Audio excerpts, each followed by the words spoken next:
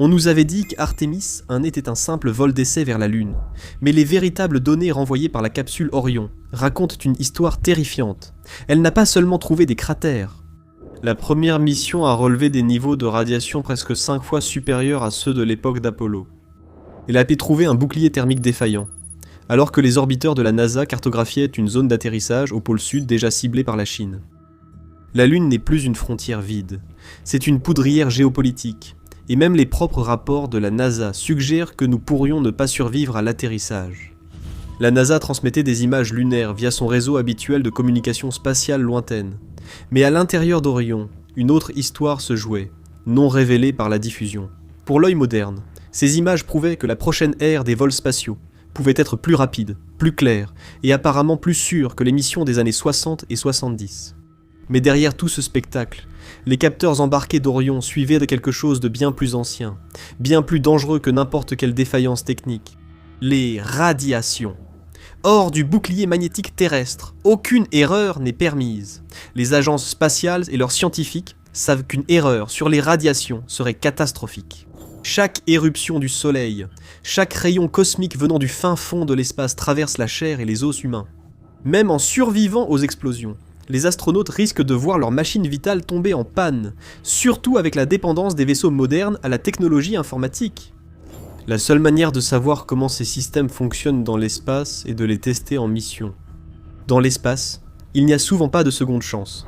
Traverser les ceintures de Van Allen, c'est affronter des nuages d'électrons et de protons piégés près de la Terre. Mais au-delà de cela, à travers la magnétosphère terrestre, le risque, ce sont les tempêtes solaires. Des particules à haute énergie interviennent. Des rayons cosmiques mortels à la vitesse de la lumière, pouvant déchiqueter l'ADN humain. Hollywood montre des vaisseaux spatiaux glissant sans effort dans l'espace, pas la terreur absolue d'être bombardé par une pluie invisible de particules qui peut paralyser à la fois la mission et les personnes à l'intérieur. Et si nous voulons explorer l'espace encore plus loin, avec des missions plus longues vers la Lune ou des voyages vers Mars, cela signifiera jeter les astronautes dans un monde de chaos cosmique. La bonne nouvelle, c'est que des leçons ont été tirées. L'une des plus importantes vient des capteurs de rayonnement d'Artemis 1. Les scientifiques ont constaté qu'en pivotant le vaisseau spatial de 90 degrés lors du passage des ceintures de Van Allen, l'exposition aux radiations était divisée par 2. Cette première mission emportait des mannequins à bord. Les milliers de capteurs présents dans ces mannequins spatiaux fantômes, dotés de tissus mous et d'organes internes, ont révélé que la rotation équivalait à tourner un bouclier face à une tempête aérospatiale. Les capteurs ont révélé la dure réalité de l'espace, tout en montrant des moyens de réduire ce danger omniprésent. Les images, bien que parfaites, cachaient une réalité plus sombre. Jusqu'à 35 millisieverts de radiation lors d'une mission ordinaire. Pendant des décennies, les dangers mortels de l'espace sont restés cachés. Mais aujourd'hui, nous connaissons la vérité. La question doit être posée. Comment les astronautes des missions Apollo ont-ils survécu ? À une époque où les scientifiques maîtrisaient mal les voyages spatiaux, et où l'équipement était un archaïque selon les normes actuelles. Alors que le public s'inquiétait des pannes de système ou des explosions, les radiations ont toujours été la principale préoccupation de la NASA. Cela date de plus de 50 ans, quand les scientifiques utilisaient des règles à calcul et des ordinateurs primitifs. Les astronautes sont revenus en bonne santé en partie grâce à la chance. Les missions lunaires. Apollo ont eu lieu pendant ce que les scientifiques appellent une phase relativement calme du cycle solaire. Leur temps de transit était également court, ce qui a limité l'exposition aux radiations. Mais si une forte tempête solaire avait frappé alors qu'ils étaient hors du bouclier magnétique terrestre, l'histoire aurait pu changer. Le choix du moment est crucial. La NASA le savait déjà, mais le comprend mieux aujourd'hui. Le Soleil connaît des cycles d'activité, mais les technologies modernes permettent de savoir quand quitter l'orbite terrestre basse en toute sécurité. Les scientifiques de la NASA, spécialistes du Soleil et de la météo spatiale, reconnaissent ne pas savoir comment sont générées les éruptions les plus puissantes et les plus meurtrières, donc ils ne peuvent pas les prévoir. Les astronautes de l'ère Apollo ont donné l'impression que c'était facile. Tellement facile que certains futurs sceptiques de l'alunissage regarderaient les données sur les radiations et refuseraient de croire que des hommes sont réellement allés sur la Lune. Pendant Apollo 17, les dosimètres des astronautes ont enregistré une exposition aux radiations relativement modérée, environ 5,5 millisieverts sur 12,5 jours. C'est gérable selon les normes des vols spatiaux. Un scanner thoracique peut impliquer plusieurs millisieverts. Le syndrome d'irradiation aiguë nécessite généralement des doses à court terme bien plus élevées. Mais Artemis 1 a rapporté des données montrant une dose totale de mission bien plus élevée, environ 26 à 35 millisieverts sur 25,5 jours. La mission a duré presque 2 fois plus longtemps, avec une dose près de 5 fois supérieure. Apollo n'avait que quelques dosimètres, alors qu'Artemis disposait d'un laboratoire complet de capteurs. Même espace, mais des instruments de mesure différents, ce qui a fait la différence. L'espace n'est pas devenu plus dangereux. La vraie leçon est plus simple. Plus les humains restent hors du bouclier magnétique terrestre, plus la dose augmente, même lors de missions courtes si tout se passe bien. On estime qu'une mission aller-retour vers Mars exposerait les astronautes à environ 1000 millisieverts, bien au-delà de la limite de sécurité fixée par la NASA pour une carrière. Et un seul événement de particules solaires, un SPE, comme une éruption solaire massive, pourrait délivrer plus de 1000 millisieverts en quelques heures seulement. C'est là que les mécanismes de sécurité modernes interviennent. Les données du programme Artemis offrent un tableau plus détaillé que jamais. Même des manœuvres simples, comme l'orientation, le placement des protections ou la trajectoire de traversée des ceintures, peuvent modifier les niveaux de radiation pendant une mission. Les vaisseaux spatiaux modernes disposent aussi d'abris anti-radiation. Les astronautes peuvent réaménager le vaisseau et attendre la fin de la tempête dans des zones sûres contre le syndrome d'irradiation aiguë. Il est conçu pour maintenir la dose de radiation autour de 35 millisieverts dans des conditions normales et en dessous de 150 millisieverts à l'intérieur de l'abri lors d'un événement solaire. Et si les astronautes portent leurs gilets astrorades, cela peut aider à réduire la dose. Cela leur fait gagner du temps, mais malheureusement, cela ne change pas les lois de la physique. Le danger est toujours présent. Si nous construisons des bases lunaires, il nous faudra bien plus que des gilets. Le groupe d'analyse des radiations spatiales de la NASA, SRAG, a discuté ouvertement des plans d'urgence pour les futures missions lunaires. Ils ont inclus la conception de nouveaux types d'abris de protection contre les tempêtes de particules, pour les moments où des tempêtes de particules commencent à s'abattre sur le vaisseau. Mais la question est, fonctionneront-ils ? Voyager dans l'espace comporte des risques. Si un problème survient, il peut être grave. On ne peut pas totalement échapper à la violence de la météo spatiale. Comme l'a montré la NASA, on ignore si un dispositif testé sur Terre fonctionnera en vol. Prenez le bouclier thermique d'Orion. En entrant dans l'atmosphère terrestre à des vitesses pouvant atteindre 40 000 km/h, l'air devant le vaisseau spatial est violemment comprimé. Cela crée une friction et une chaleur pouvant atteindre 2762 degrés Celsius. Sans protection, le vaisseau spatial serait exposé à des conditions extrêmes pouvant entraîner une défaillance catastrophique et la perte de la cabine. C'est un élément essentiel à la survie. Après Artemis, les auditeurs de la NASA ont signalé des problèmes critiques, pouvant être mortels si non résolus pour les prochaines missions. Le public ignorait totalement que la NASA avait rencontré un problème grave. Le bouclier actuel de l'Orion utilise de l'Avcoat, un matériau sacrificiel conçu pour se consumer de manière contrôlée. Chaque vol nécessite un nouveau cycle de maintenance. Une défaillance négligée peut devenir mortelle. C'est ce que la NASA a averti dans son rapport de l'OIG. IG 24011. Les ingénieurs ont constaté qu'après la rentrée d'Orion dans l'atmosphère lors d'Artemis, le bouclier thermique avait été érodé à au moins 100 endroits. Il a fait son travail, mais l'Avcoat n'a pas réagi comme prévu par la NASA. Certaines parties carbonisées se sont fissurées et sont tombées, laissant une traînée de débris. Le rapport avertit que cela pourrait poser de graves risques pour la sécurité de l'équipage et endommager le parachute indispensable à l'atterrissage. La NASA a utilisé une technique de rentrée jamais testée auparavant appelée rentrée par rebond. Au lieu de plonger directement à travers l'atmosphère, le vaisseau spatial a rebondi dessus en utilisant une portance aérodynamique pour ressortir. Il est redescendu plus lentement une seconde fois, ce qui lui a permis de viser précisément la zone d'atterrissage dans le Pacifique. En théorie, cela permettrait un atterrissage plus précis et moins de ressources pour récupérer l'équipage. Et comme il y a 2 événements au lieu d'un seul, cela réduit l'accélération. Donc l'atterrissage plus lent n'est pas seulement plus précis, il est aussi plus sûr. Le problème c'est que ça ne s'est pas passé comme prévu. L'Avcoat n'a pas supporté le rebond supplémentaire. Le bouclier thermique a chauffé, refroidi, puis a de nouveau chauffé. La pression interne a augmenté, ce qui a provoqué des fissures. L'agence a déclaré que les données de température de la cabine étaient largement dans les limites, autour de 24 degrés Celsius. Mais la NASA cachait-elle une vérité macabre ? Si la NASA minimisait la situation, une autre catastrophe comme Challenger restait possible. Un examen indépendant a confirmé ses conclusions. Ce fut un grand soulagement. Mais la vérité demeurait. Un des systèmes de sécurité essentiels d'Orion a réagi de façon inattendue. C'est exactement le genre de surprise technique que la NASA redoute le plus. La rentrée atmosphérique ne pardonne pas. Après l'entrée de la capsule dans l'atmosphère à vitesse lunaire, aucune procédure d'abandon sûre ni seconde chance n'est possible. Cette fois, le danger venait d'une simple erreur humaine, pas d'une menace de radiation galactique. Et les humains sont aussi la raison pour laquelle la Lune et ses ressources naturelles sont sur le point de provoquer un tout autre type d'explosion, une explosion géopolitique. Les voyages spatiaux étaient autrefois une compétition entre deux forces politiques, les États-Unis et l'Union soviétique. Mais aujourd'hui, la nouvelle bataille ne concerne plus le fait de marcher sur la Lune. Il s'agit de colonisation. Cette fois, la Chine remplace les Soviétiques comme rivales de l'Amérique. La Lune, vue comme un trésor de ressources, attire les deux nations qui veulent y accéder en premier et sécuriser ses richesses. La Chine lance seule ses orbiteurs, atterrisseurs et rovers lunaires, une opération coûteuse. Les États-Unis, eux, misent sur l'innovation privée avec des sociétés comme SpaceX. Et avec une coalition internationale d'environ 60 nations différentes pour l'aider, elle dispose de beaucoup de soutien. Donc, les États-Unis ont l'argent, les ressources et les alliés. La Chine a la volonté, la détermination et un gouvernement unique qui décide tout. Ce point est essentiel. Un ensemble de règles uniques permet d'avancer plus rapidement.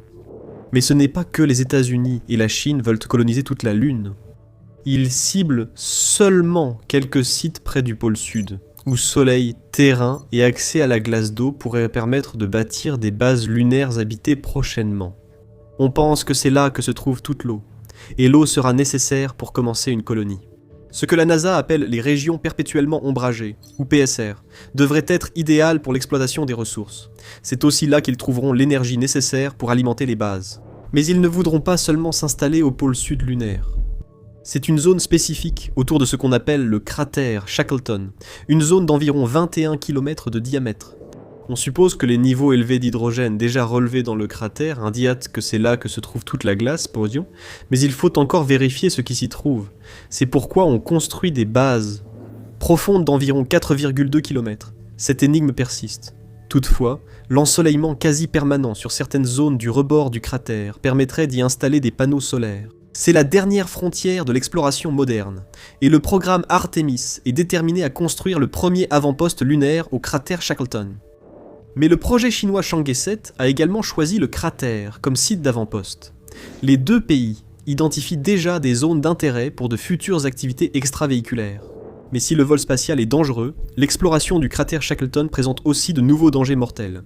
Certaines parties du rebord sont des pentes abruptes illuminées, alors que juste après, des descentes vertigineuses plongent dans l'obscurité, sans soleil depuis des millions d'années.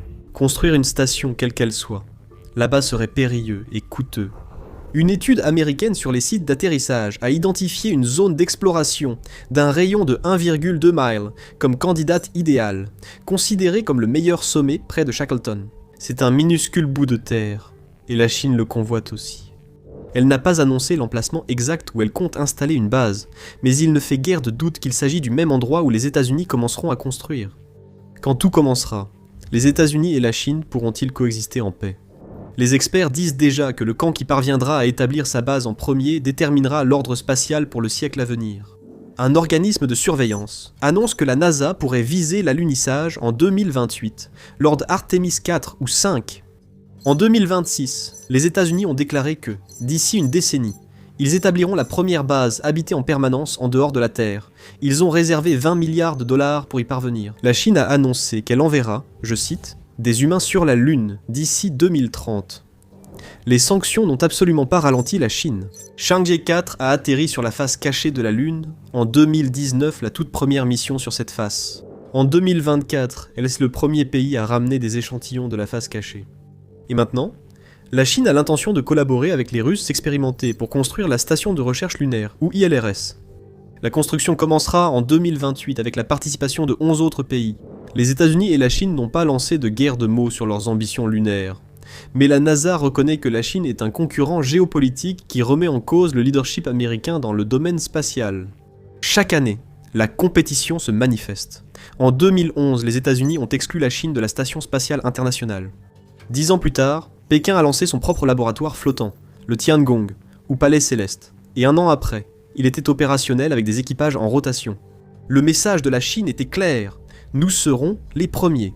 Jared Isaacman, chef de l'agence spatiale américaine, affirme qu'il ne le permettra pas. Il pensait à la Chine en disant « Nous ferons tout pour retourner sur la Lune, et ne plus jamais laisser quelqu'un d'autre la prendre. » Alors que les deux nations cherchent à établir une base dans la même zone, elles prévoient également d'exploiter autant que possible la Lune. Cela inclut aussi ce qui se trouve sous la surface. Des chercheurs ont récemment affirmé qu'un vaste réseau de grottes souterraines pourrait servir de base. À environ 150 mètres sous la surface, il y a une zone de 262 pieds de long et 45 mètres de large, soit à peu près la taille de 14 courts de tennis. Considérée comme un tube de lave vide, la grotte pourrait offrir un abri idéal contre l'environnement lunaire hostile. Si les astronautes y entrent, ils pourront étudier les roches pour mieux comprendre la formation de la Lune. Il pourrait même y avoir de l'eau dessous, donnant ainsi aux États-Unis un avantage pour la colonisation. Au moins 200 complexes de grottes de ce type ont été recensés sur la Lune, et tout complexe structurellement solide pourrait servir de base. Mais ce ne sera pas facile. Les pentes sont pleines de débris. Un faux pas pourrait déclencher une avalanche sur les personnes en contrebas. Descendre plus de 100 mètres et remonter posera également un problème important. Mais aucun endroit n'est plus intrigant que la région autour du bassin pôle sud Aitken. Proche de la zone polaire sud, riche en ressources, c'est le plus grand cratère de la Lune, couvrant 2600 km de diamètre et atteignant près de 6 à 8 km de profondeur. La Chine y a posé un engin spatial en 2019 lorsque la mission Chang'e 4 s'est posée à l'intérieur du bassin. Mais les États-Unis ont fait une autre découverte lorsque la mission Grail de la NASA a détecté une énorme masse enfouie sous le bassin, estimée à environ 5 fois la taille des îles Hawaï. Personne ne sait ce que c'est. Ce pourrait être du manteau profond remonté à la surface ou des débris de l'astéroïde ayant frappé la Lune il y a 4 milliards d'années. Dans tous les cas, cela pourrait être riche en métal, mais la Lune recèle peut-être d'autres secrets, comme des tunnels de lave assez grands pour abriter des quartiers entiers. Dans Marius Hills, on estime des tunnels sur des dizaines de kilomètres, avec des volumes comparables à certaines zones de Manhattan. Cela change tout. Parce que pour les ingénieurs, ce ne sont pas seulement des grottes spatiales, ce sont les fondations de villes souterraines. Il y a de la place pour l'industrie, l'agriculture, des laboratoires et finalement des colonies. Elle pourrait être la réponse pour vivre sur la Lune, l'endroit ultime en matière de sécurité, ou du moins l'une des options d'abri naturel les plus sûres connues. S'approprier ces grottes serait un tournant dans l'histoire du monde. Mais il y a un obstacle majeur qui se dresse sur notre chemin, et c'est la poussière, minuscule. Plus précisément, la poussière lunaire. Atterrir sur la Lune est tout sauf simple. Il n'y a aucun amorti à la surface de la Lune. Pas de météo, pas d'air, rien pour disperser les gaz d'échappement. Juste du régolithe lunaire, une couche de poussière semblable à du verre tranchant créé au fil de milliards d'années. Ce sont ces bords tranchants qui lui donnent ce que les scientifiques appellent une adhérence électrostatique. Et le pire, c'est qu'il était réputé pour s'infiltrer dans les machines. Pendant les missions Apollo, les astronautes se sont plaints que la poussière collait à leurs combinaisons, rayait leurs visières et pénétrait dans les joints. Elle s'accrochait partout. En 2024, Odysseus d'Intuitive Machines est devenu le premier engin spatial américain à se poser en douceur sur la Lune depuis Apollo. Et lorsque la nuit lunaire est tombée, il s'est éteint exactement comme prévu. Mais se renverser sur le côté, ça, ce n'était certainement pas prévu. L'histoire fut écrite, mais pas comme la NASA l'espérait. On pensait qu'Odysseus avait peut-être coincé une jambe dans une crevasse, il allait peut-être aussi trop vite. La poussière n'était pas la seule cause, mais cela a rappelé que les marges d'atterrissage lunaire sont faibles. Mais que se passe-t-il si quelque chose tourne mal lors du transfert des astronautes entre les véhicules ? Le vaisseau Orion n'est pas une simple capsule, il est conçu pour l'espace lointain, avec plus de protection, privilégiant la survie de l'équipage. Le système d'atterrissage habité de SpaceX, lui, est différent. Il est conçu pour l'efficacité de masse, le volume de chargement et l'accès à la surface lunaire. L'un se comporte comme une capsule de commandement fortement protégée. L'autre évoque plutôt un grand véhicule de transport optimisé pour la charge utile, ce qui se voit dans sa structure même. Le blindage de type char d'Orion offre environ 50 grammes par centimètre carré de protection, tandis que l'enveloppe plus légère, de type ballon, de Starship est plus proche de 3,2 grammes par centimètre carré. Plus il y a de matière entre l'équipage et l'espace, mieux c'est contre le rayonnement. Mais cela change quand les astronautes changent de véhicule.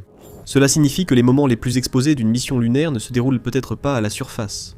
Cela peut se produire lors des moments intermédiaires, comme l'amarrage, le transfert d'équipage, et le passage par des zones faiblement protégées.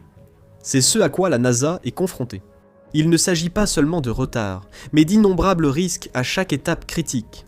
Poussière, transfert de véhicules, panneaux mal fixés, tout peut échouer. Et ce n'est pas qu'une spéculation. L'organisme de surveillance de la NASA signale des difficultés dans la campagne de retour lunaire.